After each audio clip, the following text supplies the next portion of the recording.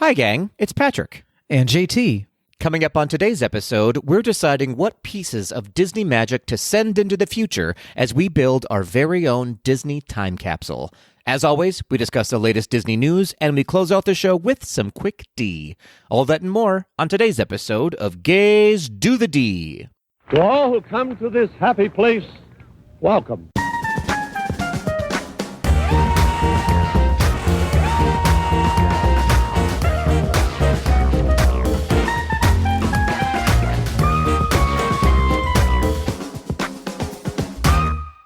JT, time after time, Landry. Patrick. Yes. Kiss all the time. Disco occasionally. Kazuki. Is that Gaga? Who is that? No, who is that? I love educating you. Well, listen, it's the only thing you can do because I know nothing. No, it's not Gaga. Oh. It's not even a song. It's an album title. You tricked me. I did. But it isn't deceived. It is an album title, though. Okay. Mm-hmm. I don't know it very clearly. Okay, it's the title of the new Harry Styles album. Oh, of course it is. Okay. See, Yeah. I should have known that because he was just on SNL and Yes. He was just in New Yeah. York. In fact, there was a hubbub across the street. So I was just in New York and we were trying to figure out what it was. And it sounds like it was Harry Styles across the street. I think he took in a show and people lost their minds. Ooh, could you tell what show he was taking in? I did not notice. In fact, I was, Okay. yeah. Okay. Who can say? Who's to know? There's a theater every 5 steps there, so I don't know which one it was. Either way, Patrick, you should kiss all the time, disco occasionally. Okay, fair enough. Yeah. Fair enough. I shall indeed. If Harry Styles is involved, then I shall. Into As it. you should. Thank you. How are you, my friend JT? It's been a while since we've spoken. It has been a while. I know. I'm doing well. Good. I'm glad. Yeah. It's getting warmer. Spring is springing. Sure. Somewhere. Not here in Minnesota. Well, it actually, it was not springing earlier this week in Nashville either. It was very, very cold. And it actually did flurry here on Monday. Oh. But, I mean, it is springing. We're in kind of like fake spring, right? Do you know fake spring? Yeah. Oh, yeah. Tease and tempt and taunt you and then send all you they right do. back to the tundra.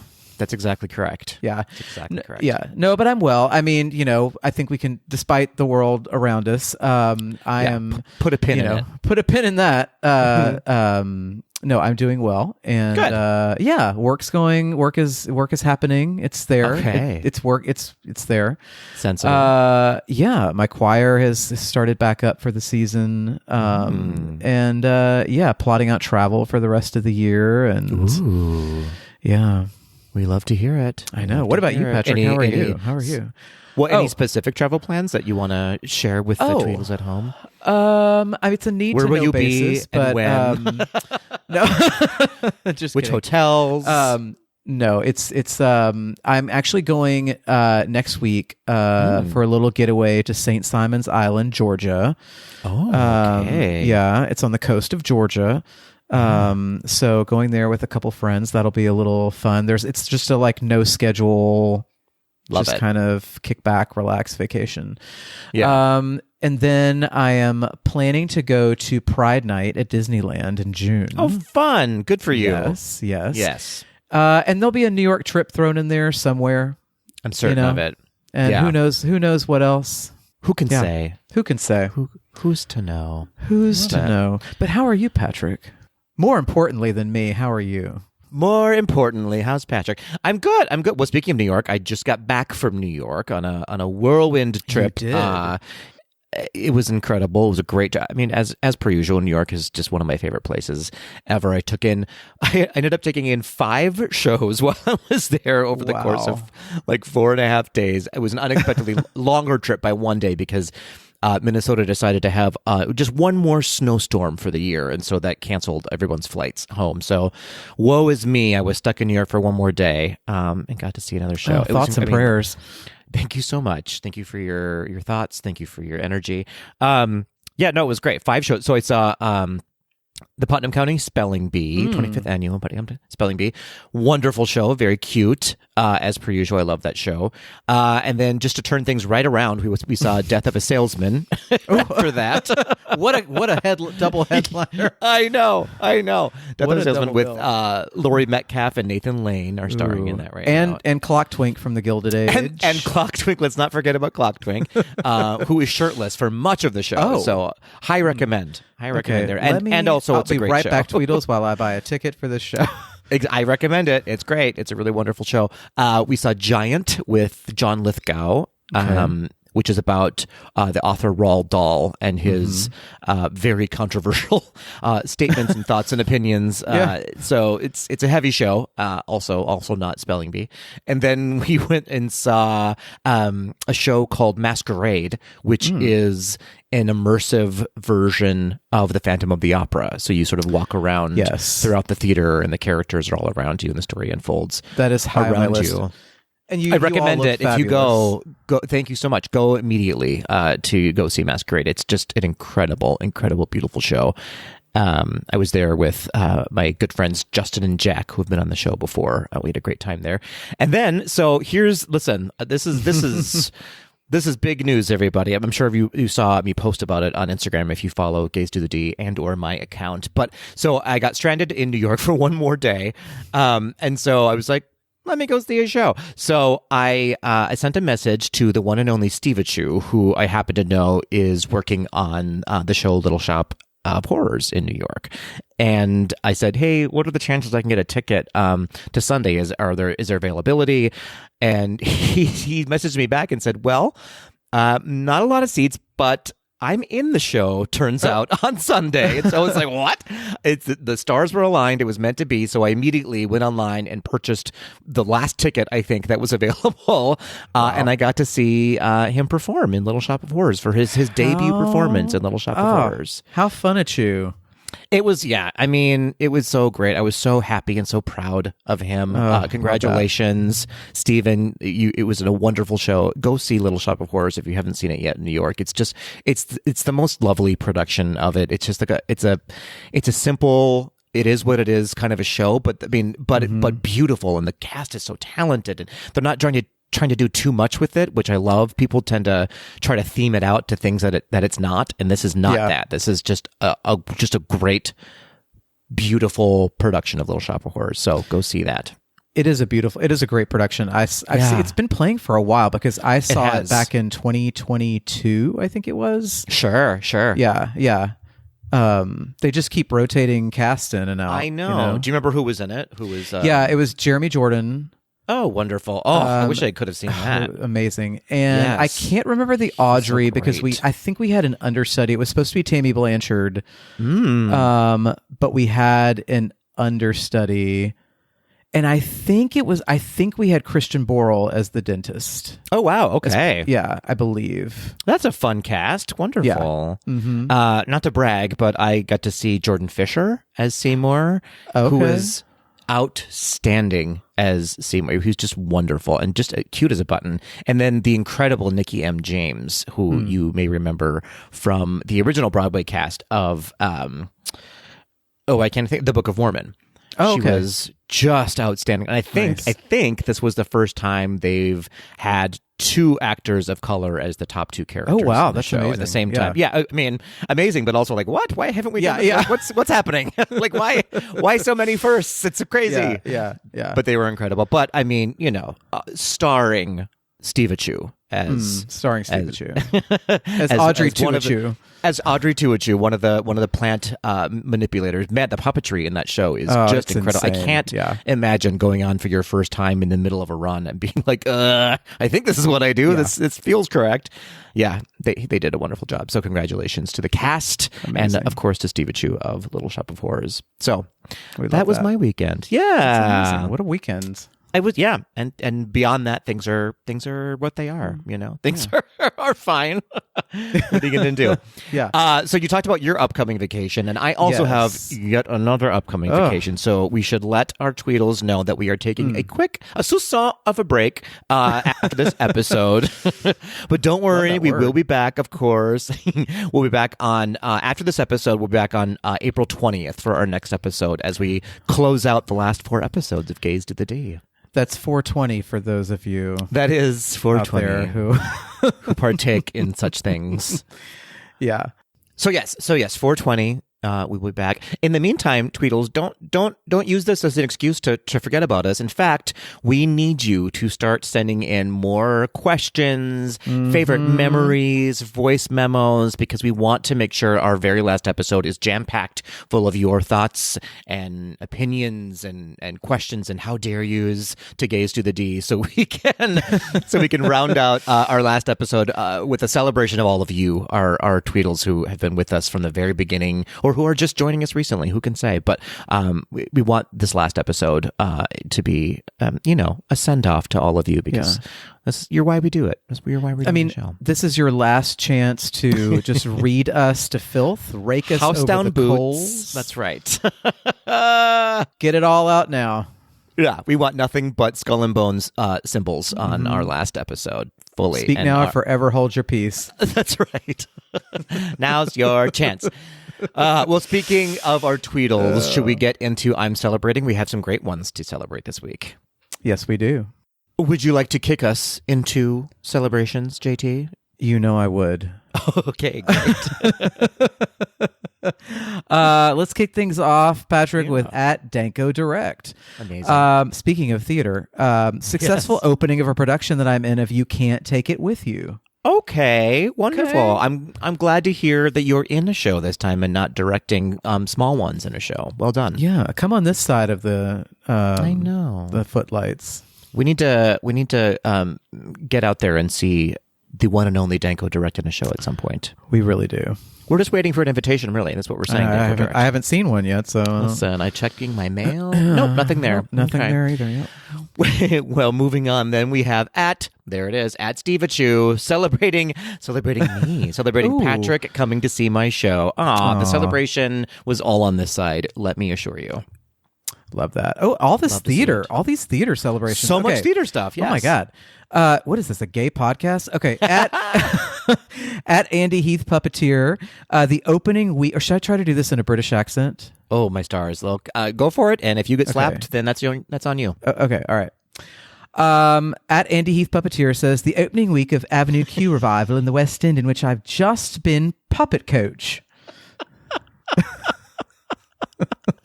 On a scale of 0 to 10. Yeah. -5. Okay. Just kidding. It was I'm beautiful. out of practice. It was beautiful. Yes, he is a part of the puppet coach for Avenue Q on the West End, which is very exciting. We have the most talented Tweedles. I'm telling you what. They're just the best. That's two puppeteers in one It's true. week. In one celebration week. That's right. Wait, they our puppeteers? Are they what? Are they controlling us right now? Yes, we are being John Malkovich right now. Ooh, nice reference. Okay. Thank you so much. Moving on, we have @BLeota11. Hi, Brian. Celebrating me and Kevin's 8th anniversary on the 24th. Happy anniversary. Also, getting to hear Adam again on the last pod. Aw, that was a delight. It was a delight. What a joyful episode. Yeah. And congratulations. Happy anniversary. Yes. What's 8th? What is that like paperclip? What is that? I don't know what it is. Clay. Lube. Oh my gosh. I don't know why I said that. That's the first thing you can come up with. Oh, my stars. Okay. My life is apparently not there because I said clay. So that's the difference between you and me. Oh, boy. We are not the same. At Silent Tommy, you're not silent if you're using clay, I can tell you that. That's right. Living in a country where I can still say, bite me, Disney Hulu, for canceling the Buffy reboot. Listen, this is a bone of contention with a lot of people, and it's something that I have been in a discussion about this week. It is controversial. Why did they cancel it? I don't even know. I don't know what the hell happened there. Cowardice. I don't know. Was it going to be too woke? Is that? I mean, because the first one was very woke. Know. So yeah, I don't know. I don't know the full lore, but I know people are all up in a tizzy about it. Interesting. You know what though? Okay, controversial opinion. Yeah. The first, it was so perfect. Like, I don't know if we need more. I don't know. I mean, we need more. I don't know. It's hard to say, but I just don't want. Was it a reboot or was it a remake or was it a continuation? I don't know what it was going to be. Yeah, I mean, I think it was like a reboot. I mean, Sarah Michelle Gellar was tied to it, and interesting. You know, they did the same thing with. They pulled the same stunt with Lizzie McGuire. They planned that and pulled it. They sure did. They sure did. All right. Well, what are you going to do? I get it. I understand the outrage, but I don't know. I love when things are so good. I like to leave them where they are. You know. So you hear that, Dana Walden, new chief creative officer? Silent Tommy says, "Bite me, Disney Hulu." Not so Silent Tommy this time around. Next up, we have the one and only at Ms. Melanie 23, celebrating off to eat all the eats and drink all the drinks at Epcot's Flower and Garden Festival. Love it. Is this the one that she was planning with her mother? Yes, and sister. Yes, it is. Got it. Well, congratulations, you're there. You've arrived. This is Melanie at an Epcot festival. Is Melanie in her element, and I think especially Flower and Garden is Melanie in her element. Yeah, and I know that she has been home working on like the most elaborate ears to wear. I'm certain of it. I'm certain that she just is one big bouquet of flowers right now. Yes, that's pretty much Melanie all the time. That's fair. Finally, last but certainly not least, at ADV Parker is finally finishing a complete draft of my thesis. Oh my goodness. I love this. What's it on? Me. It's on me. Patrick. I'm here for it. Patrick and the Uses of Clay. Oh my goodness! Ooh, it's a short paper. I'll tell you what. In domestic affairs, just one page long. I feel like we have been on this journey with ADV Parker of their entire educational career, whilst doing the show, and it's been very exciting to watch. It is very exciting. You better graduate before June because we'll be done and we can't celebrate you anymore. And I feel like we should be invited to the graduation. I think that we should be the what are the guest speakers? What's the I almost said valedictorian, but I'll take commencement speakers. That's right. We will be the commencement speakers. Yeah, that's right. Maybe we could hand ADV Parker their diploma. Oh, there you go. I like this. Just a guest appearance, and then we'll get chased off the stage quickly by the security. I'm fine with it. But what are they going to do? Expel him? They'll do nothing to him, but they may put us in jail. Well, that's fine by me. It's true. Yeah, fine by me. I'll make a shiv out of some clay, and then there you go. That'll be that. Well, thank you everybody for celebrating with us. You know we love to hear it, and we do. We also, speaking of Melanie, hold on. There's more. Hold on. I'm sorry. Your favorite question, and the one I always skip over.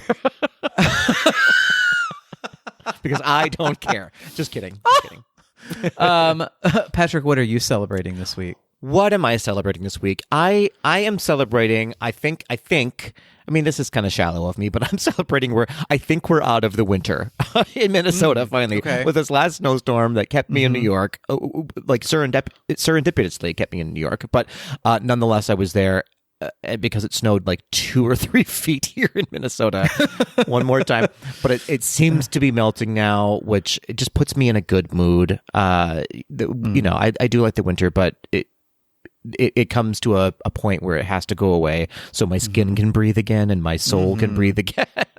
Yes. So I'm celebrating that amongst, of course, the many celebrations that I had in New York with my friends and seeing all my loved ones that I cherish traveling with and seeing who live there. So love that. Yeah. What about you? Oh, you didn't want to skip that. Okay. Moving on. I am celebrating. Let's see. Oh, you know what? I'm celebrating last night. Ooh. I went to. So I'm a big Survivor fan. I'm actually curious if any of our Tweedles out there are big Survivor fans. Sure. And last night there are two guys who were on Survivor previously that travel around every season, and they do watch parties in a different city every week. Fun. And they did one here in Nashville last night at East Nashville Beer Works. And I went with a few friends of mine. And what was really funny, and I didn't know until maybe like a week before we were going, a friend of mine from junior high school was on Survivor for 2 seasons, season 17 and season 20. 2 seasons? And 2 seasons, yeah. She was that popular. They had to bring her back. Have not seen her since like the mid-90s. Okay. And I know. When we were in preschool. When we were watching Buffy the Vampire Slayer. And she was at this event last night, and so like she came, and I had not reached out to her before because I was like, maybe she won't even recognize me or remember me or whatever. She came over to our table and she's like, hey, and then she looks at me, she's like, oh, I know you. And so we had this fun little reunion, and it turns out she's recently moved to the Nashville area. Oh wow! With her family, and so that was just a very fun little. I love that reunion. Yeah. Well, get her on the pod. We only have 4 more episodes to go. Right? Yeah. You can catch up on 295 episodes before June. That's right. 'Cause that's on CBS, right? Disney owns Survivor, don't they? It is, but Disney doesn't own CBS. Oh, that's right. I'm thinking about ABC. Well, that's been us. Gaze to the D is officially done because Patrick mixed up the stations. Now, fun fact though. Yes. Mike White, who has been on Survivor a couple of times, is the creator of The White Lotus. Yes. Also not a Disney thing, but still. I'm trying to find a Disney connection here. I'll find it at some point. There's not one to be found, but we'll... Actually, there is, but I don't want to talk about it. Oh, because no. It's someone that we probably don't like. So, on season 2, yes. Elizabeth Hasselbeck... Ah, yes, there it is. That's how she became famous, because she was a contestant on season 2. And then she was on The View. Yeah. Okay, got it. Well, that's a connection, I guess. Yeah. Anyway, moving on. Moving on quickly. We're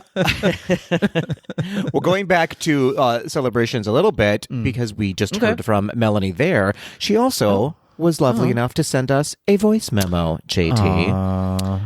Will you be so kind as to listen to Melanie's voice memo with me? I would love that. Well, let's do it. Here is the one and only Melanie, who is in Epcot right now, no doubt 5 wines in, and we love to hear it. Yes. Greetings, fine gentlemen. It's Melanie. I am reaching out to send some love and to share with you a very interesting phenomenon, which I suspect I am not alone in the experience. So it occurs to me after listening to the last episode with Adam that every time I turn on an episode of Gaze to the D, the moment I hear Patrick say, "Hi, gang," a smile sort of forces its way onto my face. And without fail, kind of stays for the remainder of the episode. Whether it was Patrick and Adam, or JT, or Ryan, or Kale, it's always brought me so much joy to share a little bit of time with all of you. And yes, you will be missed, but you are well loved. And yeah, that's my thoughts. Bye. Oh, that's so sweet. What a lovely message. I have to say, the drama that is Melanie, and I mean this in the best way. At every corner, I was like, is she reading us? Is she going to say something really bad about us? Where's it going? Where's this going? Where is this? This is a really long way around the block to get to a compliment. I love it. Might be the most suspenseful voice message we've ever received. It totally was. I was like, I need to let you know that I love you so dearly. And I was like, I know, okay. yeah. Every time I hear Patrick talk. Oh, believe me, I was like, I know where this is going. You know that it's that reel or TikTok where it's like, I try to enjoy my dinner, and then from out of nowhere I hear this screeching.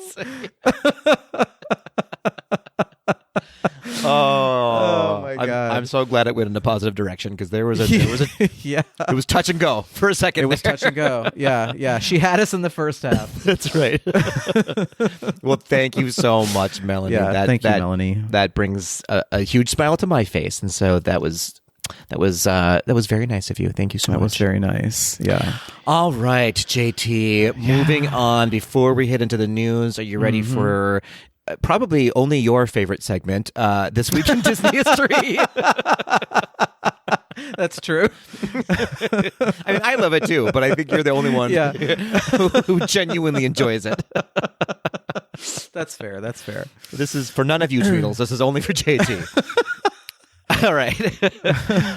121 years ago, JT. 121 years. Wow. March 23rd, I know, 1905. This film legend and queer icon was born in San Antonio, Texas. After claiming her seat on the board of directors at Pepsi following her husband's death, she suggested that the company, this is the gayest one ever, that the company contact Walt Disney to create a little boat ride for the 1964-65 World's Fair in New York, resulting, of course, in It's a Small World. Whomst was this queen? That was none other than, and you're going to have to beep a little bit out here. Uh-oh. But that's none other than... No, don't do it. Don't do Joan... it. Don't say it. I don't want to use the beep button. That's more work on my end. Okay. All right. That's none other than Joan Crawford. That's right. Yeah. Joan bleeping I'm not Crawford. mad at you. That's I'm right. mad at the dirt. That's right. She owns 51% of this company. Don't mess with her, but there's an F word there instead. It's not her first time at the rodeo. Patrick, Joan Crawford. Bring me the axe.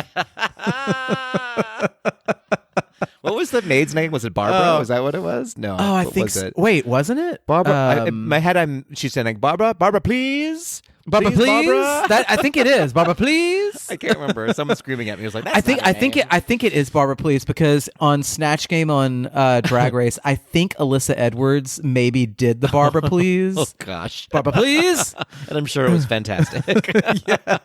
As she is just such a good actress. Oh my god. Joan Crawford. If you are a Tweedle out there, baby Tweedles, coming close. Uncle Patrick is speaking now. If you have not seen the movie Mommy Dearest, you must. You must see Mommy Dearest to complete your gayness, it's your canonical. gay journey. Yeah, you have to do it. It's in the canon. You have to do. It's part of the curriculum. It is one of the greatest films of all time, and so over the top and campy, and it makes you love and hate Joan Crawford all at the same time. Yeah, it's amazing. Do you know when I watched that growing up? One of my big takeaways was that one day, I want a big walk-in shower with like 7 nozzles all pointed at me. Fair. That's fair. That's absolutely fair. I love that. Oh, gosh. One day I want to accept an Academy Award from my doorway. Oh, yeah. And then for someone else. And then accept it for someone else. Yeah. And then play my daughter's sister or something on a soap opera. That's my goal. What a life we live. What a life, Joan Crawford. What a life she lived. Oh, Lord on high. Amazing. Amazing. All right. Okay. All right. Moving on. Okay. This one is a multi-pronged answer, JT. So I love a multi-pronged. You can, careful. We can collect many points on this one if you know what we're talking about. So 24 years ago, JT, on March 24th, 2002, at the Academy Awards, this composer won the Oscar for a song called If I Didn't Have You from this movie. And it was a very special win for this composer because blank. Fill in the blank. All right, so we have 3 answers here. Okay. Who was the composer? What was the movie? And what was so special about this award? Okay. If I Didn't Have You. Yes. And what are the 3 things? I'm so sorry. The composer of said movie. Okay. The movie it was from. And why it was a special award. Yes. Okay. I'm going to be really confident in this, and if I'm wrong, I'm going to be I'm going to fail spectacularly. Wrong and strong. I like it. Wrong and strong. Randy Newman. That is correct. Ding, ding, for ding. Monsters, Inc. That is also correct. Ding, ding, ding. And it was his first Oscar win after a lot of nominations. You absolutely Googled this while I was talking, didn't you? I did not. I actually remember watching the ceremony and watching him win. Yeah. And he was, I can't remember how many, he was nominated for many, many awards prior to this. And this was finally his first win. Can you name some of the other awards or movies he was nominated for? I mean... Prior to this, I mean? Yes. So prior to Monsters, Inc. Prior to Monsters, Inc., Yes. Toy Story. True. Toy Story 2. Okay, yes. A Bug's Life. That's correct. Let's see. Am I missing any? You're missing many. Because he was nominated for many. Well, so... sorry, no, I'm thinking okay. of like, I'm thinking specifically of like Pixar. I mean, Oh, you sure. Well, that was kind of it right before. Okay, yeah. Before this. So he was also nominated for Meet the Parents, James and the Giant Peach, Awakenings, Parenthood, The Three Amigos, The Natural, and 1981's Ragtime. Oh, wow. So the scores for those, not necessarily song nominations, right? A mix of best song or best score. Or score. Okay. Yeah. Yep. All music, obviously, but there is someone really famous who I think there was like a famous actress who presented the Oscar to him, and now I can't think of who it is. But you know. That's above my pay grade to know that much. Wow, I did. I was 2 for 2 actually. Well, technically, I was 4 for 4 today. Yeah, I mean, but who's counting? Not me. I'd give you an award, but I don't have one. So your award is the end of this segment. We're going into the news. How's that sound? Just in the satisfaction of knowing that I got it right. You've been to this rodeo before. It's not your first time. No, it's not. Don't ever say it like that ever again. Oh, wait. Oh, gosh. We're trying to go to the news, JT. Come on. I know, but I just looked it up because this is real-time research. See, you were Now I cheating. Googled because I had to know who was the famous actress, and do you know who it was? Kate Blanchett. No. Famous actress / singer. Well, it's arguable whether she can actually sing or not, but she is a musical artist / actress. Jennifer Lopez? Yes. Oh, wow. Yes, yeah. Oh, sorry, J-Lo. Sorry about it.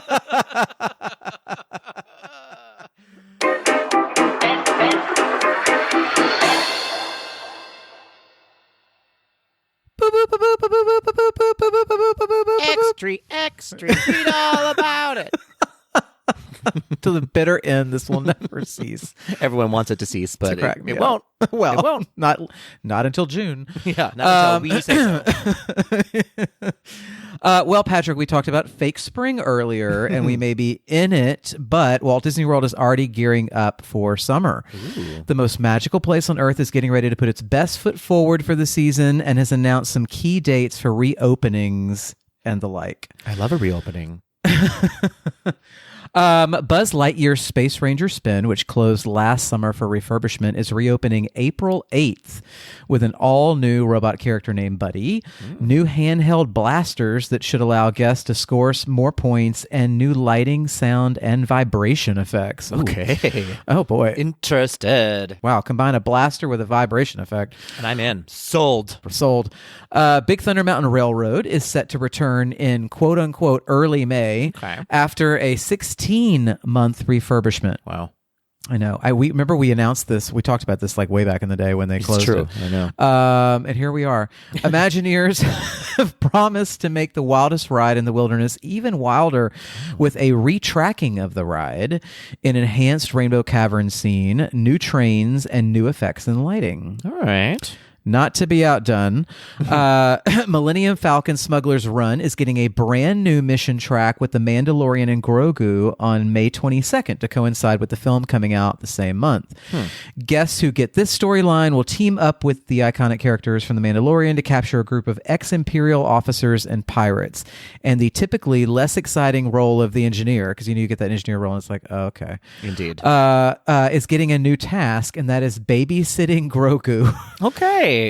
Adventures in Babysitting then is love. Terrific. Soarin' Across America will be ready for takeoff May 26th. This new version of the uber popular Epcot attraction will take guests on an inspiring glide across the U.S. for America's, say it with me now, sesquicentennial. Good That's luck, the 250th. Yeah. Finally, with no set dates, but scheduled for late summer, which could be all the way up to September 23rd. Sure. Are the reopening of the Magic of Disney Animation and the Muppets iteration of Rock and Roller Coaster.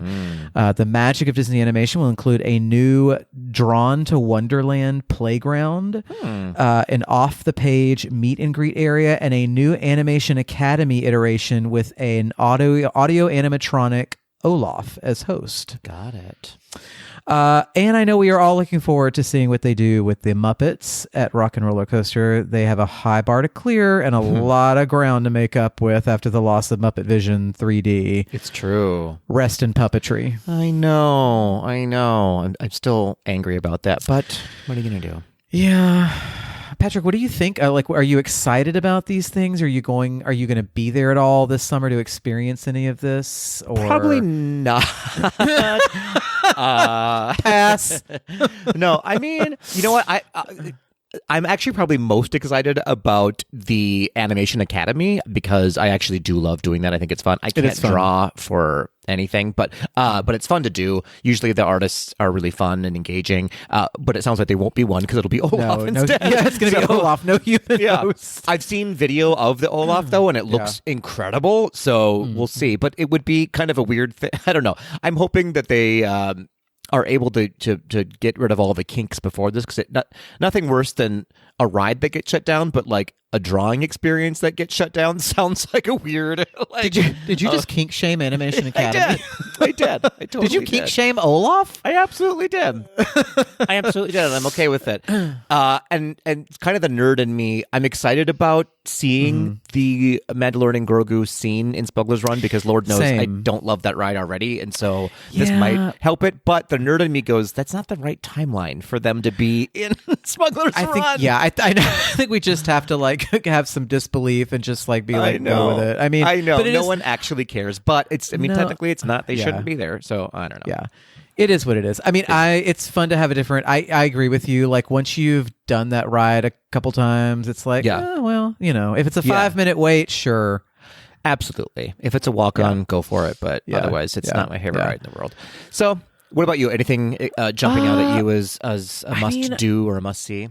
I'm always up for a new Soarin' journey. I mean, I'll be curious to see what new spots in America they do, or if it's just going to kind of be a little bit of a rehash of the original. Well, it would. I mean, it was just. I mean, I know the original was Soarin' over California, but I mean, they can cover a lot of ground there.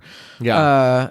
But I'm curious to see what they do. Like, are they going to go over the St. Louis Arch? Are they going to? Sure, I'm sure they will. Are they going to the Grand Canyon? I do believe the Grand Canyon is in it. Like, I've heard that's in it. That'd be a big old miss if they didn't. And then, like, is it going to be like the prairies of Kansas? The largest ball of twine in Minnesota. The largest ball of twine. Are they going to go over U.S. Bank Arena in Minneapolis? I don't know. Absolutely. I mean, but I could see them like soaring over New York, or of course. The Space Needle. Sure. Yeah. So I'm excited. Wine country. So, now you're just naming things in the United States. I'm just naming things that we know. New Orleans. Yeah, that's right. That is also a place. So anyway, I just Soarin', I just love that attraction so much that anytime there's like a new iteration of it, and please give us something to celebrate about America. So yeah. I think maybe I'm just emotionally not in a place to celebrate the United States of America right now. And so that's why I'm not excited about it. But you know what? I have no doubts it'll be beautiful nonetheless. Mm-hmm. Yeah. All right. Moving on, JT. Okay. So now, now that Josh D'Amaro has officially started his reign as CEO of Disney, we're beginning to get a glimpse into what might be in store for the company and, of course, its consumers under his leadership. So Disney just released D'Amaro's official CEO biography, and it paints a pretty clear picture, I would say, that this next era of Disney is going to be all about the intersection of technology and storytelling. So, according to the bio, D'Amaro wants to, quote, unite human creativity with cutting-edge technology, end quote, to create new kinds of Disney experiences. So think AI, gaming, and immersive worlds are all very much on the table, it sounds like, for this new era of Disney, which is a bit of a shift for the company. So if you think about past Disney CEOs, hence Bob Iger, most of their legacies were all about creating and acquiring content. So think buying Pixar, Marvel, Star Wars, Fox, building out that IP portfolio for Disney. But D'Amaro, as we all know, is much more of a parks and entertainment guy. In fact, he spent nearly his entire 28-year career thus far in Disney experiences. So think theme parks, cruise ships, products, games, etc. And as we reported last time, that division now makes up the majority, just over, I believe, 70% of Disney's profit. So you'd be remiss to not, keep investing if that's where the people are going and giving their dollars to. So all of this sort of gives him a different perspective on the company, of course. So instead of content drives everything, right, his mindset is likely more stories create experiences. So taking a step further from the stories they already have to creating immersive experiences. And those experiences are likely about to get a lot more high tech. So the bio specifically calls out investments in advanced robotics, next-generation animatronics, and Disney's partnership with Epic Games, which is already building a Disney universe inside the game Fortnite, which is exciting if you play Fortnite, I guess. I don't know. I'm not a Fortniter. Yeah. I don't know her. There's Great also Taylor Swift song. There's also a big focus on AI. D'Amaro has said that the company is embracing it and not fearing it, and that it can actually supercharge creativity rather than replace it, which is a bit of an interesting perspective, not shared by everyone, of course, not yet anyways. What's also interesting is that his biggest accomplishments so far aren't movies or TV at all, right? They're things like Star Wars Galaxy's Edge, Avengers Campus, massive immersive environments that blend storytelling, technology, and the guest experiences, which might be the biggest clue about where Disney is headed next. So we're thinking it's going to be less about watch and see what we can do, more about experience what we've already done. So the company is also doubling down on their global expansions with new cruise ships, a new park in Abu Dhabi, which remains a bit of a controversial hot button topic in the Disney community, and also continued investments, billions of dollars of investments into parks and experiences over the next decade. So all this boiled down, if you think about Iger's era being about acquiring stories, D'Amaro's era will likely be about living inside of those stories. Thoughts, JT? I mean, it doesn't really surprise me. His Disney career has been built on experiences, and it sounds like he's, leaning into what he's really strongest with. And I know, this also, the fact that they have the chief creative officer or chief content officer? That's with Dana Walden. Walden. Yeah, the newly created role that she took over. Yeah. I mean, it sounds like she's going to be able to focus on creation, so he can focus on this other thing. And I mean, it sounds like he's being very forward thinking. Yeah. I think he's probably been very forward thinking in how he's approached the parks, since he's been for sure head of that division. And, it makes sense. I don't think they need to keep buying IP and keep buying different things. You know what I mean? Yeah. It's like they've got enough to work with. I like the idea of how do you take what we have now and create even more exciting experiences with it. I think so too. They have a deep, vast portfolio now, and I think it's time to cash in on these incredible worlds that we can see on the big screen. And now we want to experience them. And that's what people get excited about. And I think he tends to be somebody who listens to the public and what they want. And so I'm excited about that.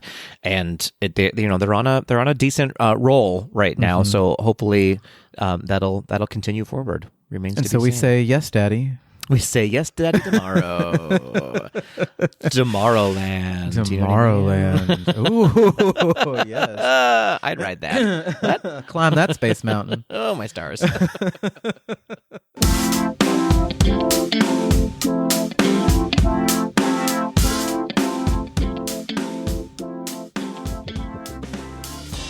JT, I have to give you 100% full credit for the idea. Finally, for the idea of this segment. It's a great one. It's inspired. Thank you. Thank you. I'm obsessed with it. Thank you so much. Tell the Tweedles at home what your grand idea is, sir. Well, we're trying to make these last few episodes really fun and special, and unlike before. I was thinking for once, finally, make them entertaining. That's right. No, I was thinking we're getting to episode 300, and I was thinking about 300, and then my brain started going to that's a long time. We've been doing this for a while. Yeah. Imagine 300 years from now, if we're even here, or if anybody's here. Well, I won't be. I mean, well, I certainly won't be either. But will Disney be around? And if it's not, how do we show people in the future what it was like to have this incredible, thing that's brought community, that's brought so many of us together and given us so much, joy over our lives? And how do we represent that to future people that may not know about that? So I was like, what if we had a Disney Time Capsule? And we put in a few things into this Disney Time Capsule that would be opened in 300 years. And this would be if somebody opened this capsule, would be like, oh, that's what Disney was. And so we decided we get to both put in one of each item. Yes. Right? Yes. So we each get to put in a movie, a soundtrack, a song, a TV show, a park, a food or beverage item, correct, and a merch item that we own. Yeah, specifically one that we own. Specifically one that we own, yes. And we each get to throw one of those in the capsule and bury it, and then that'll be open 300 years. We're not actually doing this, but but if we were to do it, and this would be this would represent this is what Disney was. Now I have a question for you, Patrick. I have an answer for you, JT. Well, we'll see. Well, fair. I'm curious as to how you went about this, because when you think about what to put in this capsule, did you approach it from the lens of okay, this is what I feel like as a whole objectively represents Disney? This is what is if people think about Disney, these are the things they think about? Or did you go with, this is what Disney is to me, more from the heart? Well, I'm selfish, and so it was all about me this time around. No, it's actually, I thought about that. It's interesting that you bring that up. So I thought about that as I was creating my list, because some answers did change. But I tried to honestly balance the two out, if that tracks. Yeah. And so these aren't necessarily my very favorite things, but I think that they capture a good glimpse of Disney and mix in my own thoughts and opinions on Disney and how my perception of when I look at Disney, what do I see in here? And maybe you are Disney. Maybe you are we are the world. That's right. We are the Disney. That's right. How did you think of it? Did you think of it more of how do I describe Disney to an alien, or did you just do it as how do I show the world what Disney means to me? Very similarly to you. I think it was a hybrid. I mean, I think there were a couple things that I picked that maybe would not be a sort of consensus view, but I think they're popular enough to where nobody would raise their eyebrow at it. Sure. But also it's something that's really special to me and is probably not what most people are going to pick. Fair enough. if that makes sense. It does, yeah. But also, someone might say, "Oh, sure, yeah, got it." Yeah. So you picked only the Aristocats. Everything is Aristocats related." Perfect. Yeah. If it wasn't in the Aristocats, I don't want to hear about it. I don't want to see it exist. Great.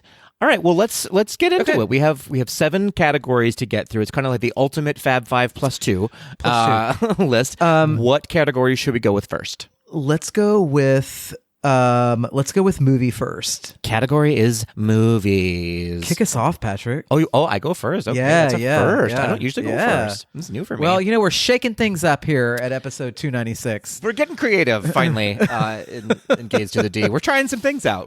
For those of you out there who have been like, why doesn't Patrick ever get to go first? Now you can shut up because he's going first. It's your day today to hear Patrick go first. Mm-hmm. Okay, my movie that I'm putting in said time capsule. We're assuming that people have access to Disney Plus or DVDs or clamshell VHS tapes.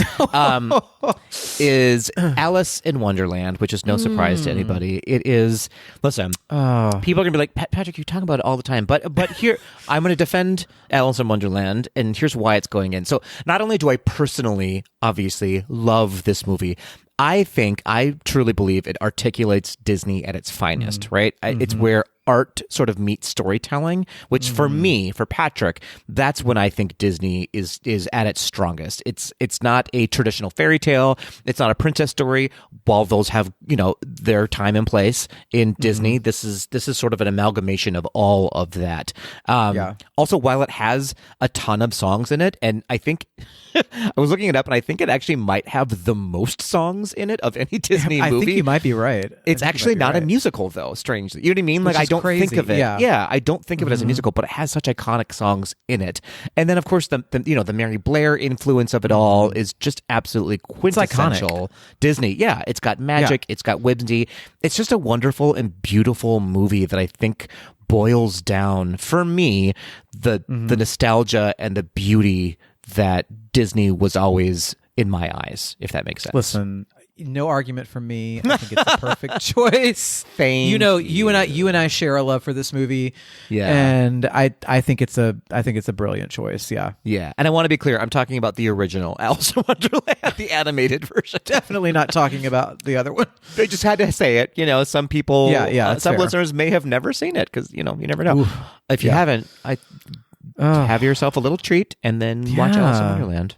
Oh, you will be forever changed. Mm-hmm. Indeed. Love that. What about you? What's your movie?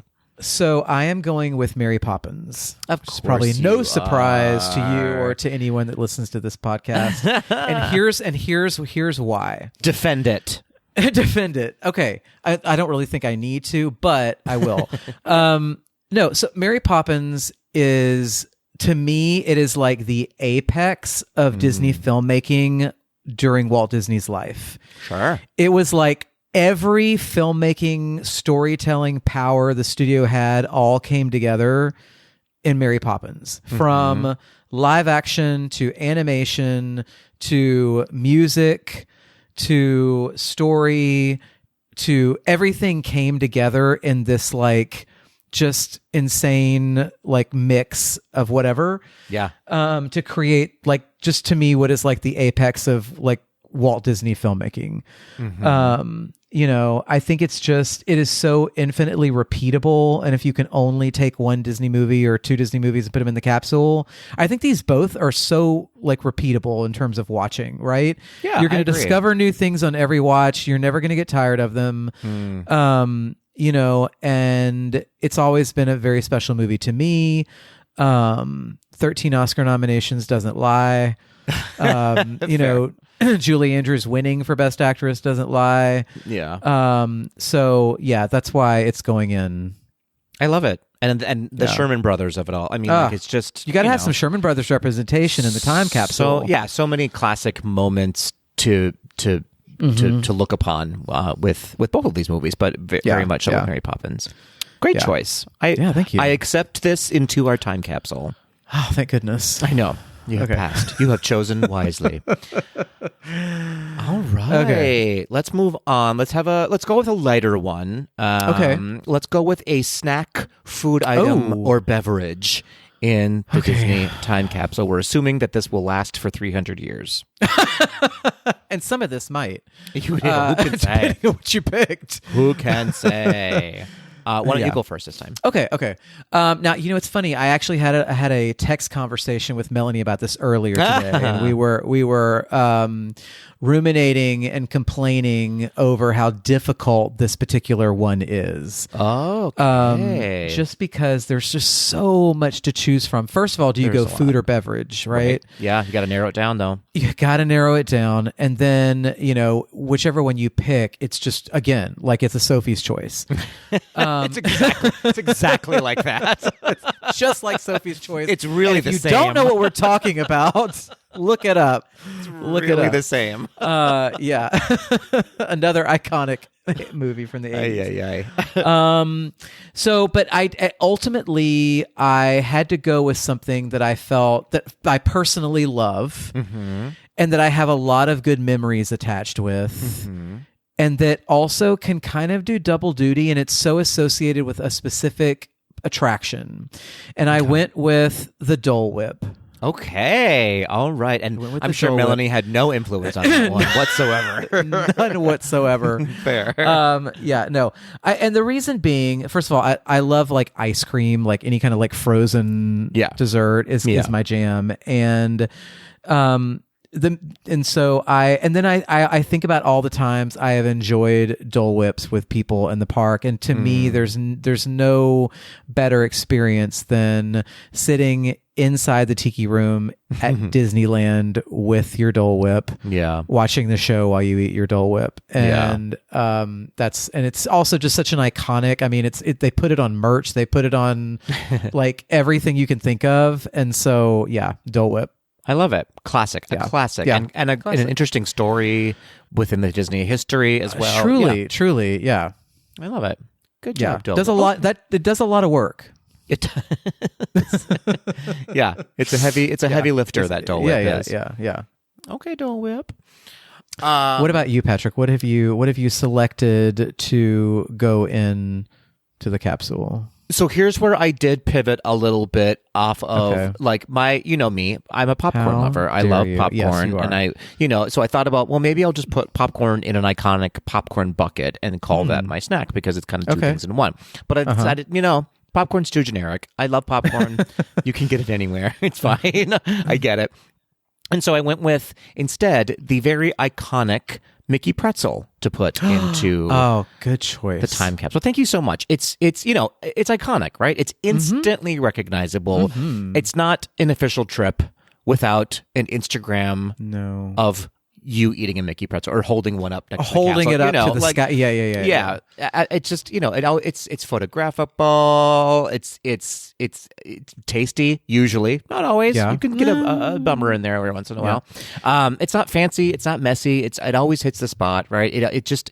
I always feel like a Mickey pretzel always sounds good when someone suggests, "You want to get a pretzel?" Yes, is the answer. Yes, I always do. Plain, or are you going jalapeno cheddar, or what are you? Plain, original, Mickey pretzel with some salt and a tub of not cheese is what I want. Yeah. Yes, 100%. It's also a perfect shareable thing, or just a meal in and of itself. And the cheese needs to be fresh off the surface of the sun, burning hot. Yes. We're using the word cheese. It's not cheese. It's not cheese. Cheese Has been nowhere near this cup. I would even call it cheese product. No, it's yellow goo, and it's delicious. I'm into it. And probably lasts in the capsule, honestly. I do think that will last. The cheese cup will last for 300 years and be just as fresh. And we have really partnered well, because we have the sweet and the savory. We sure do. The capsule. We sure do. So that worked out well. Yeah. And, it's a little bit of Mickey Mouse there as well. I love it. Yeah. Now I'm hungry for a Dole Whip and a pretzel. Oh, my God.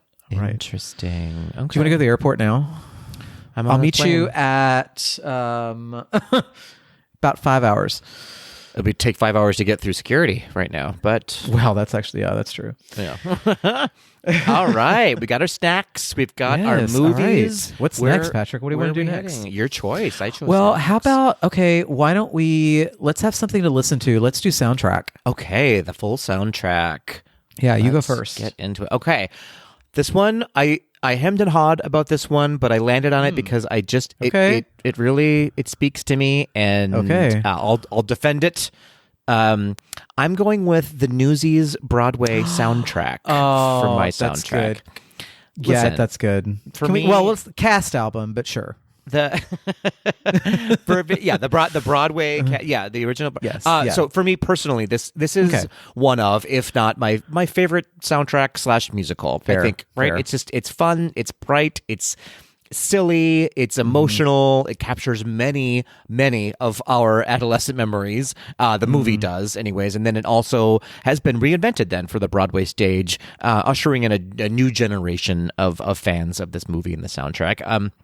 I think it's an interesting snapshot of the Broadway spirit along with the touch of Disney magic that just combines so perfectly. It's great Disney storytelling, I think, the Newsy soundtrack, without necessarily that fairy tale nod again. I think that it seems to me that I tend to go the other way with Disney, and I'm not necessarily interested in the princess stories so much as I am in the other stuff, the Newsies, the Alice in Wonderland, things like that are just more people driven, although Alice in Wonderland is more animals than people. But I get off the beaten path here. So the Newsy soundtrack, it's always a good listen. It always makes me emotional. It always makes me cry a little bit. You've got Alan Menken providing just this incredible soundtrack. So that's what I'm putting in the. I love it. In the time capsule, and it definitely is a bit. I'm skewing on the side of Patrick's personal favorite in Disney versus that's totally fair. What that's captures fair. all of Disney. Newsies probably not so much, but it captures what I love about Disney. Very fair. Thank you so much. All right, what about you? Well, we're going to actually stay on the Alan Menken train because I also felt that we needed some Alan Menken representation, but you know what? We also need some Howard Ashman representation. Of course. And this was such an easy call for me. It's the Beauty and the Beast soundtrack. Yeah, it's the original Beauty and the Beast soundtrack for the animated film, the movie, from 1991. Yes. To me, again, there's not a better Disney movie soundtrack. It's so iconic. It's the peak of Alan Menken and Howard Ashman's work with Disney. Yeah. The Beauty and the Beast title song, everything, just the whole soundtrack down to just the score pieces. How can you not have some Beauty and the Beast in the capsule? You're right. Yeah, that was the peak of the Disney Renaissance. Truly. Yeah.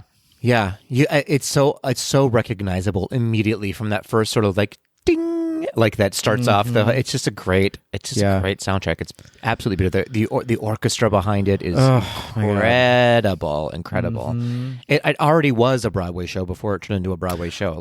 There's almost no difference between the movie and the Broadway. It's full. It's more full in the Broadway one, and a few additional songs. But it was already a Broadway musical from the get-go. Well, one of the reviews from that time, one of the reviews for the film said this was the best Broadway musical to come out this year. Yeah, exactly. Yeah. Go back and listen if you haven't yet to our episode on this Broadway musical, Beauty and the Beast. It's a fun episode. Yes, for sure. Great choice, everybody. Thank you. Also, come on, iconic, and the voice cast too, Paige O'Hara, Robbie Benson, incredible, Jerry Orbach, Angela Lansbury.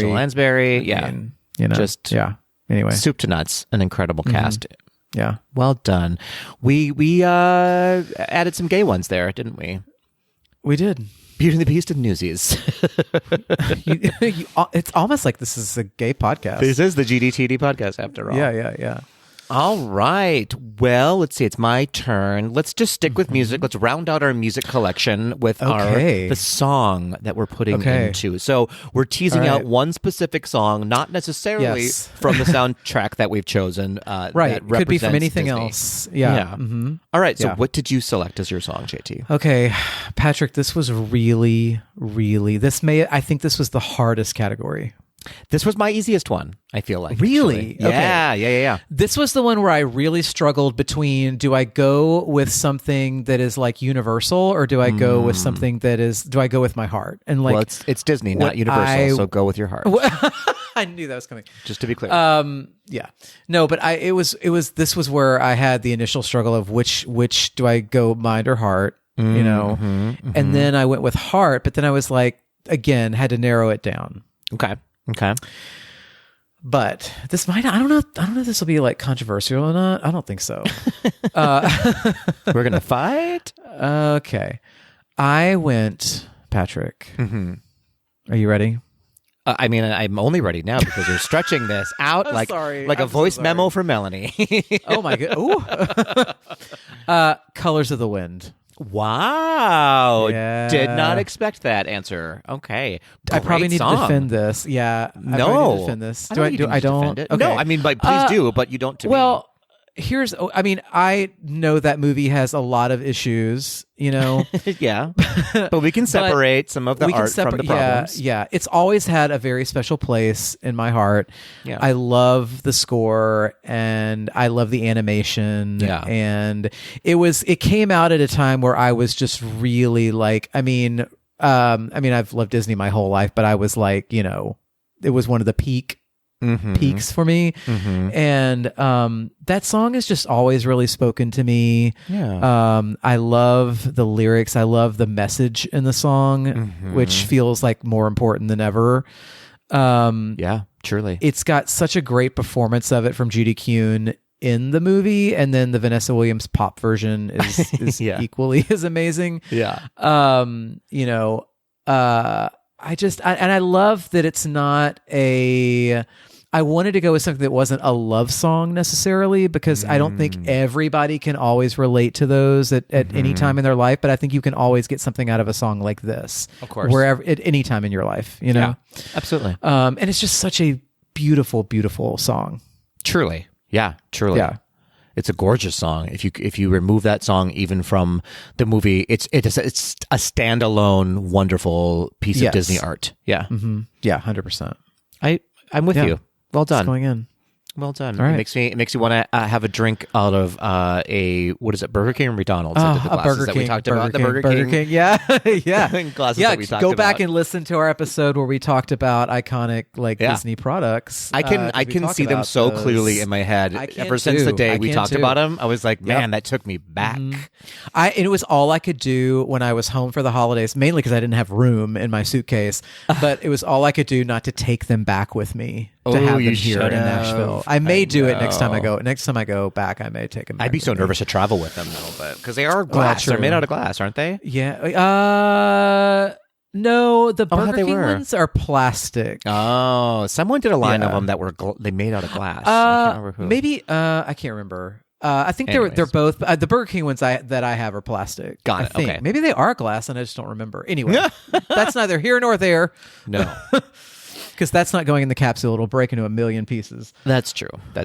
Yeah. Love it. All right. What song have you gone with, Patrick? What are we listening to? I went with a song that immediately takes me back to Disney and makes me incredibly emotional every single time I hear it. And that is not from a movie, not from a TV show, but from a theme park. Ooh. I'm going with Happily Ever After. I knew it. As soon as you said emotional, I was like, I bet he went with Happily Ever After. If you could bottle, and apparently we are, because we're making a time capsule, but if you could bottle, fun fact, we are. In fact, we're doing it right now. But if you could bottle like the emotional core and nostalgia of Disney, I feel like Happily Ever After would be it for me. It's not, to me, it's not just a song, right? It's a whole feeling and a vibe. It's got hope, it's got heart, it's got nostalgia. It always, no matter where I am, whether I'm in a park or whether I'm at home or on a run or just in my car, it makes me truly overwhelmingly emotional, and it immediately takes me to the castle, right? It just immediately makes me go there. So I think it's just, for me, it's the spirit of Disney for me. This song, Happily Ever After, I love it. I think that's a great choice. I will also say if you could also if you could bottle the feeling of being at a Disney park, that's what that is. Absolutely, yeah. Even just hearing it in my head, I'm like, oh, I'm there right now. That's all I need to do is just. Oh, it's transporting. I mean, it's truly transporting. Is. Yeah. So that's my song. I love that, and it's Jordan Fisher and it is who's some other woman. I don't know her name. I can't remember. She was like an American Idol winner or finalist or contestant. Yeah, something like that. Yeah. It's just Jordan Fisher is the true vocalist here. truly, yeah. 100%. Yeah. Oh, what a great choice. Yeah, Stevie Chu, if you're listening, let Jordan Fisher know that we celebrate and we are putting him in our time capsule. If you can have him record a voice memo for us for one of these last 4 episodes, I would never ask you to do that. Great. But if you did it on your own, I would not be sad. I'm asking you to do it. Oh my goodness! What's next, Patrick? What do we want? How about we go? Let's do. Why don't we do TV show? Ooh, okay. I'm excited about this one. I'm nervous that we chose the same one, but I'm so afraid that we did. In fact, I almost guarantee you that we chose the same TV show. Good. I get to go first though. Haha, because you chose a category. Do you want to? Should we try to do it on the count of 3 and say it? What we think it is? I think it. Okay. Yeah. All right. Ready? 1. Okay. 1, 2, 3. DuckTales. I mean, of course. How can you not? And specifically, though I celebrate the remake of DuckTales, the reboot of it. It's an incredible cartoon. But the original 1987, what was it? I can't remember when it came out. Something like that. DuckTales. It is, I mean, it is, for you and I imagine, and many of our tweedles, it was sort of the anthem of our childhood, our early childhood. Do you know what I mean? Yeah. I feel like it defined a generation of Disney fans. And I know I'm being hyperbolic there a little bit, but I think it really I think it did though. Yeah. For so many people, it was like their first kind of dip into Disney was with DuckTales. It was like a constant companion after school or on Saturday mornings or whenever you watched your DuckTales. And the theme song alone deserves a Disney Legend Award, Yeah. Yes. Yeah. Just incredible. Yeah. What about you? What are your thoughts on DuckTales? I mean, I think you're totally right. I mean, I think the reason that the remake series was so popular was in large part because of the impact the original series made. Yeah. Right? Yeah. I mean, if it had not made that kind of like generational impact, I don't think the remake would have been near as successful. It's one of those things. It's just, to me, it's like if you think about your Disney in childhood, especially if you grew up in like the late 80s and 90s, like it's DuckTales is part of it. Absolutely. That whole Disney afternoon lineup. I mean, incredible. But it sort of started with Gummy Bears, but it kind of started with DuckTales. Yeah, DuckTales. Yeah. And you know what? There's a lot of seasons, so it's a lot to fill in the capsule. So it's probably okay if it's just one TV show. Yeah, that's true. We've got a lot. It was great. I didn't know until I was like, who wrote the theme song to DuckTales? So here's I'll put a pin in that for a second. My question though is, philosophically, is DuckTales successful without the theme song? Do you know what I mean? Like, had it been some other theme song, would it have been as successful as it was? Because that theme song is so iconic and burned into so many memories. I would like to think so, yes. I will say, like, it probably wouldn't... I don't think it would have the staying power that it has had. You know what I mean? And that's so specific about DuckTales, is that the theme song really holds up as part of the show. Like, you don't watch DuckTales without sitting through the theme song all the way through. Like, no one skips it. You have to listen to the whole thing. You know? I mean, here's a great example. So whenever we go to the piano bar here in Nashville that does Drunken Disney sing along once a month. Sure. Whenever and it's a room full of millennials, right? Yeah. It's a room full of people that grew up on Disney in the 80s and 90s. And if you when you're in there, whenever and people are hyped the whole time, but when they do the DuckTales theme song, I mean, as soon as that riff starts, I mean, the place erupts. Yeah. I mean, it just erupts. And if nobody else, if you don't get the whole room singing along to anything else, that will get the entire room, and the volume goes up like I'm 5 levels for that song. It's a jam. Yeah. It's a jam. Yeah. And by the way, so taking the pen out, Mark Mueller was the one who wrote the theme song to DuckTales, who also wrote, no shocking surprise here, the theme song to Rescue Rangers. Chip and Dale. Exactly. And just, I mean, not as good, but also an iconic Disney afternoon song. Truly. For sure. Yeah. I mean, DuckTales takes #1 spot for me. But absolutely. Rescue Rangers was also a great cartoon, too. Yeah. Boy, oh boy. Yeah. All right. Okay. For a hot second, I was like, do I say Avonlea as my TV I show? almost did that, too.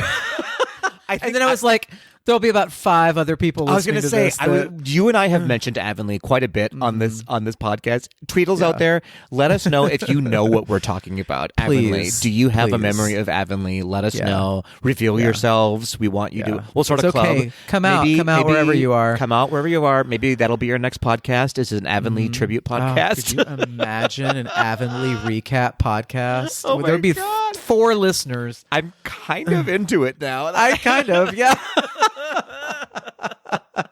There's a niche. There's a niche audience for that. There's a niche audience for what that. if that's how we get successful? Is we start an Avonlea podcast and that shoots us into. Could you imagine? And then it'll be like, oh, and did you know they also did A Gaze Do the Deed? Yeah. Yeah, also for 8 years. That's and then incredible. Oh my gosh, that is amazing. Incredible. Oh, wow. Love it. Wow. Yeah. All right, moving on. All right. Okay, we did movie, we did soundtrack, we did song, we did TV show, we did snacks. We're down to theme park or merch. Well, let's save theme park for last, and so let's get into merch, shall we? Oh my gosh. Okay. What is your piece of merch that you're throwing? You have to give it up. You got to throw it in that time capsule. Man, this was really hard to. Yeah. Again, here's where I struggled with, do I go with a Disney merch item that I own that is like really iconic? Or do I go with something that's maybe like a little more niche that I love? Yeah. But that's maybe not, doesn't speak to everybody. Doesn't speak to everybody. Yes. And I ended up going with, okay, I guess I should have asked you this before we started. Does a book count? Of course it does. Okay.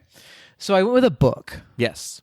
And I have this book. It is a massive coffee table book. I'm actually looking at it right now. I love a coffee table book. Yes. And it's there's a company called Taschen. They're a publisher that like specializes in like big coffee table books. They're wonderful. And they're wonderful. Yeah, they are, yes. So several years ago, one came out, and it was the Walt Disney Archives, 1928 to 1968.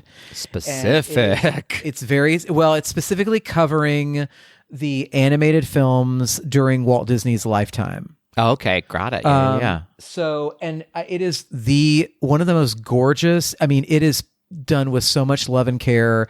I love it that. Is massive. Like it is very wide. And incredibly heavy to the point. Same.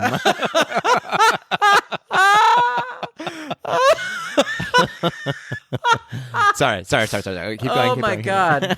And came with its own carrying case. Yep. Absolutely.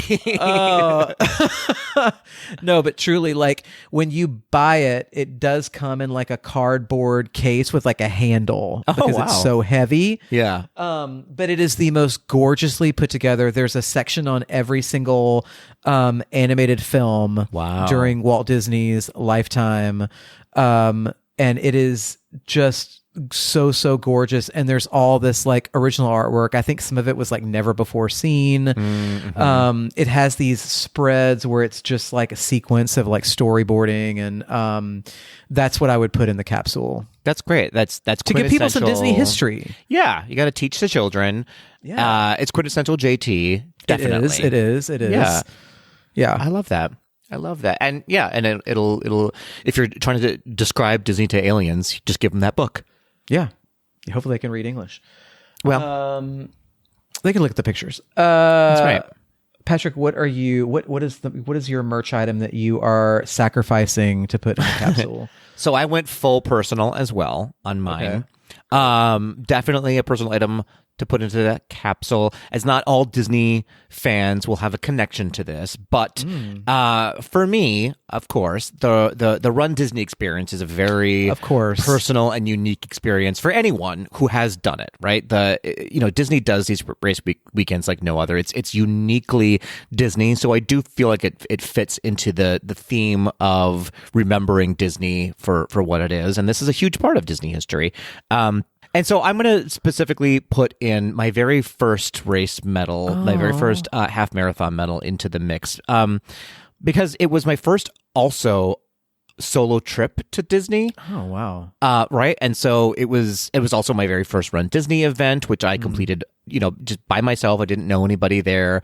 It was also my very first half marathon anywhere. And so this for me is a super personal, specific item. And I think the fact though that I loved the experience so much, even though I was by myself doing it alone, is a testament, right, to how wonderful the Run Disney experience is that you don't have to go with a bunch of friends. You can do it by yourself and have an incredible time. And you can do it. You can complete something that is beyond you, that you think is beyond your capabilities. And I think, I know this is maybe overstating it, but I feel like I have Disney to thank for getting me into a better spot physically and just like emotionally. And I met some of the most amazing people in my life through Run Disney. And so I think that for me is why I'm specifically putting this medal in there, because it just emotionally means so much to me, but also has a huge connection to many, many people in the Disney community have a moment, a story, something to share, much like my story is with Run Disney. So there I love it goes. that you picked that. I love that you picked that. I actually wondered if you would pick a Run Disney medal or something, because I know those experiences are very special to you. Yeah, so that is a very Patrick item to put in there. Thank you. I know. I feel like you're curating a very specific GDTD time capsule that we're putting. Well, maybe so, which is fine. That's fine by me. Fine. Yeah. Absolutely. Yeah. I love it. All right. Well, we only have one more item left. Oh my gosh. Okay. JT. And it's a big item. We're going to have to shrink it down. That's for sure. Yeah. We were talking about theme parks. Yes. Oh, this was tough. Patrick, this was tough for me. Yeah, it was tough. It was tough for me too. What did you go with? I ended up going with Disneyland Paris is the one that I'm selecting for mine. Shocking. No, well, thank you so much. I like to be controversial. But for me, in my, admittedly limited reference, as I have not explored all of the parks around the world, for Disney. But for me, Disneyland Paris just sort of captures all of the Disney emotions evoked in each of the other parks, right? Specifically, Disneyland proper in California and the Magic Kingdom. But it runs the gamut of like it's so whimsical, but it's also very romantic and very dark. It's also can be very bright and incredibly moody at the same time, all in one park. It has, like I said, elements of both Disneyland and Magic Kingdom, plus that extra European fantasy flair added to the mix as well, which a lot of Disney stories come from Europe. And so it pays special homage to that. It recognizes that and leans into it, and it makes it just a beautiful, gorgeous park. And their version of Tomorrowland, which is called Discoveryland, is what I think for my money, and many of our Tweedles as well who have been there, is what Disney fans want Tomorrowland to look like, and it doesn't, unfortunately, in many other Disney parks. It's a true Jules Verne steampunk version of the future, and it really leans heavily into that, and so it sort of makes Disneyland Paris stand out as a very special place, just aesthetically. It's mechanical and it's dangerous and it's beautiful all at the same time, I think, and that sort of encapsulates the entire park. So for me, Disneyland Paris is where I would prefer to go if I'm going to go to a Disney park. If I had unlimited resources, that's where I would go tomorrow. If you ask me. Yeah, I love that. What about you?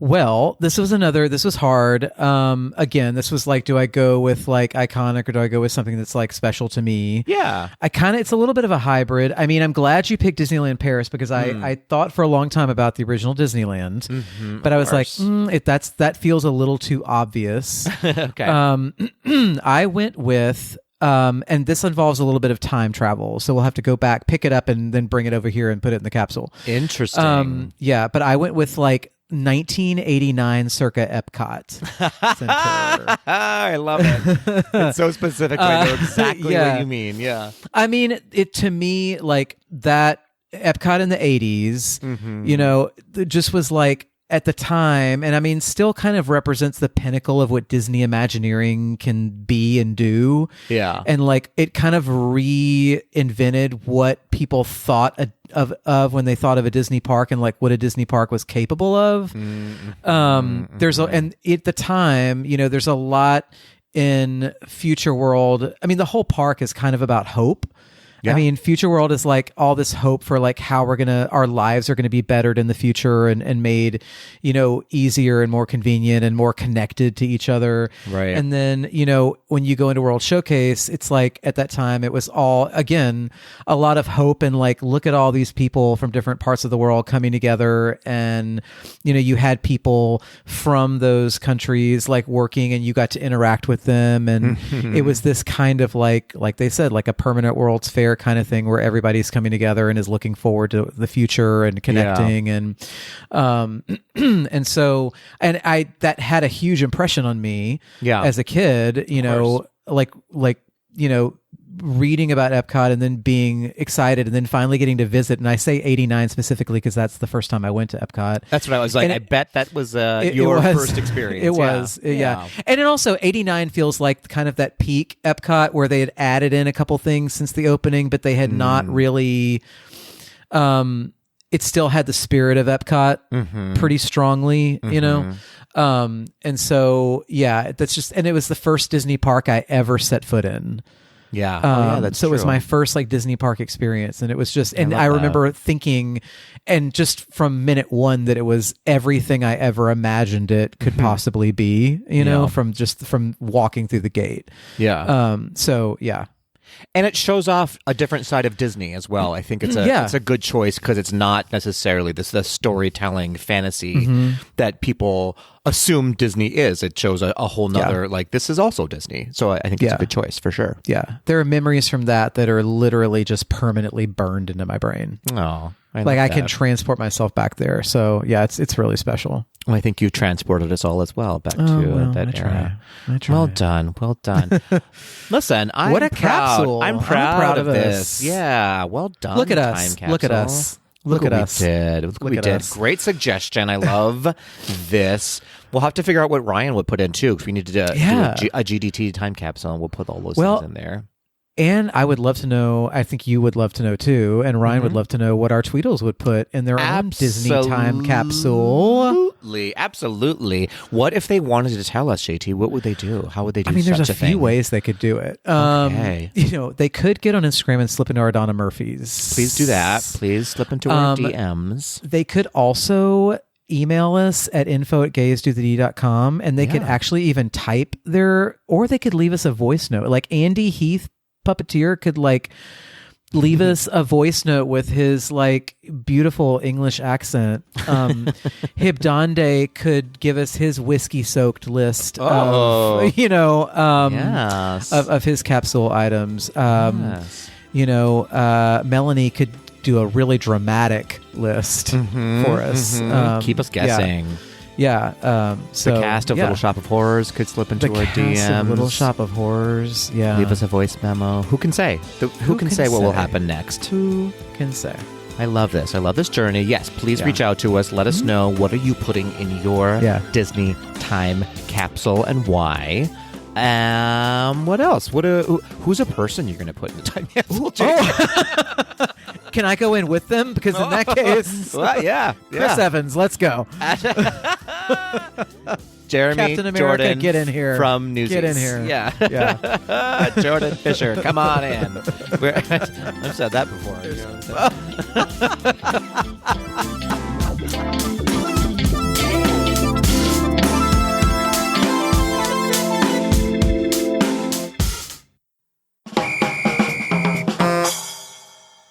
Hey, Patrick. Hey, JT. I have Patrick. Do you know, I am so exhausted after loading up that time capsule. Same. But I have just enough. You know what I have just enough energy for? A Dole Whip? No. No? Okay. A horse race? You might call it that. Peter, the horse is here. Oh, my Lord. Some quick D. Oh, there it is. Okay. Yeah, I always forget. Yeah, I always forget. It's the last thing we do. I know. It's always an afterthought with you, Patrick. It truly is. It truly is. In so many ways. All right. Quick D time it is. Well, guess giving us the quick D? Guess who's knocking on our quick D door? Is it Quick Diachu, Steveachu? It truly is. It's really a Steveachu episode this time around. Well done. As per usual, really. He's actually the next host of Gaze to the D after we leave. Steveachu's taken Surprise. over. Hope you know how to edit. It's all on you. Okay. Steveachu asks, what's a celebration/theme Walt Disney World hasn't yet done, but definitely should do? Jordan Fisher's birthday. Yeah. I mean, agreed. Episode's done. Over. Done. Bye. Okay. I celebrate that. I'm into it. But okay. In addition to that, beyond that, that's a great question. Like celebration / what? Or a theme that Walt Disney hasn't done yet, but definitely should do. So I guess this could be in any park, in any celebration that has not been done yet. Oh, I've got it. Great. Tell me. Okay, so at Disney Hollywood Studios. Okay, let's do it.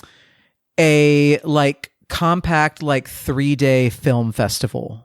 Into it. I feel like we've talked about this before, of doing a film festival. In fact, a Touchstone film festival.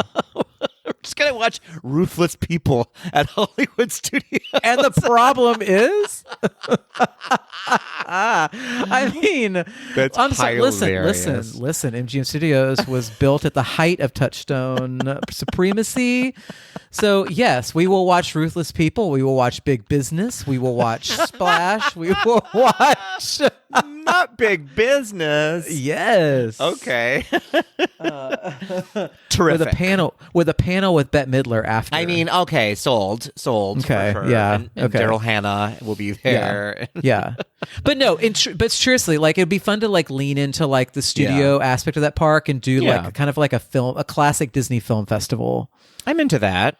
With panels and that kind of thing. Yeah. Okay, I'm into that. I'll attend that. It occurs to me, who doesn't get enough attention? Me. Men in general. So we need no. Men need their flowers. Oh, listen. If someone can't be a champion for men in general, then what are we even doing here? And I think we need a Prince festival. Representation matters. Yeah, it sure does. Yeah, we need a festival celebrating all the princes in Disney history. You know what? I'm here for it. Thank you so much. I'm here for it. Thank you. Prince Pride is what we're calling Prince Pride, and we could have a very special kind of meet and greet. That's right. An MEA. No, A-T, A-T. We're calling the male efficient review at Disney. I really think it's time. That men finally get their say at Disney. Yep. Yes. So there you go. Totally agree. That's what we're doing. We're talking Prince character dinner. That's right. Prince meet and greet. That's right. Auction off princes for dates. Oh, okay. You went you went extreme with it, but okay, why not? Go big or go home. That's right. You've got to be seen with Naveen. Seen with Naveen. I love that. Disarming with charming. All these. Oh my God. It's like a gift from God. I know. So we'll celebrate the princes at Magic Kingdom, and then we'll go watch Arachnophobia at Hollywood Studios. I can hold. Hey, listen, I'll hold Prince Philip's hand while we watch Arachnophobia. Don't be scared. I'm right here. Yeah. Oh, boy.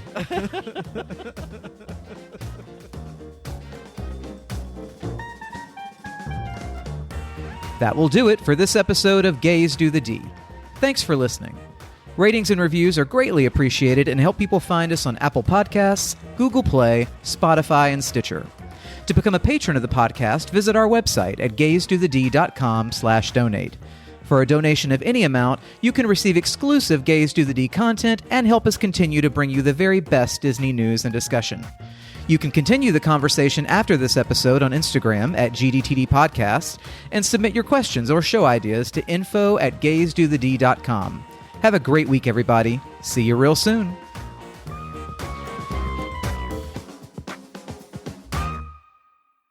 Everything is Aristocats related.